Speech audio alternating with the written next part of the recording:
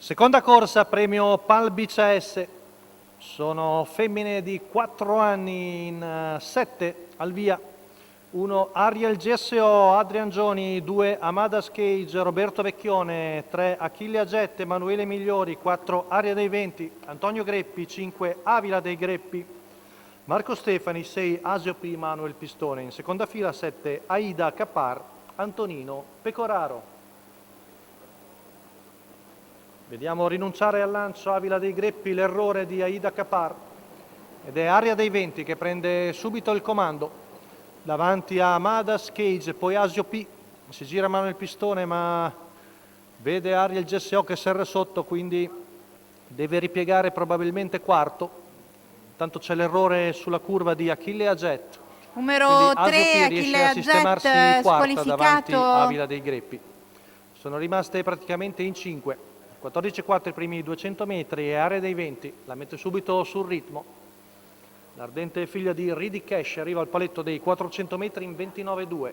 A una decina di metri Amadas Cage guida il gruppetto delle 4 cavalle, come se fosse in testa Amadas Cage. Intanto Aria dei Venti arriva di gas al paletto dei 600 in 44,5.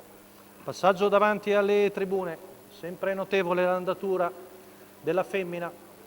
Gli altri il gap è addirittura aumentato, ora sono una ventina i metri di vantaggio.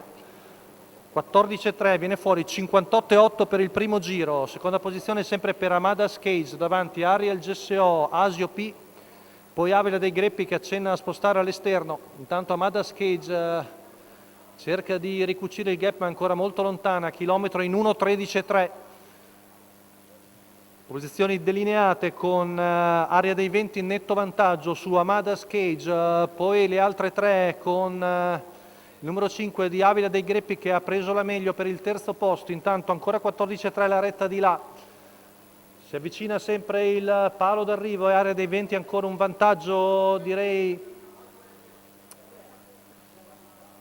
veramente notevole. Amadas Cage è altrettanto netta seconda, ancora 14,7 per la curva ed è una passerella per la figlia di Ridi Cash, Aria dei Venti, che viene a vincere nettamente con Antonio Greppi. Il training è quello di Enrico Fiaschi per il secondo posto Amadas Cage, mentre per il terzo Asio P ritorna davanti ad Avila dei Greppi. La media al chilometro 1,12,8. Ed è una non vincitore di 15 in carriera, 1,12,8 in scioltezza per Aria dei Venti alla terza vittoria consecutiva.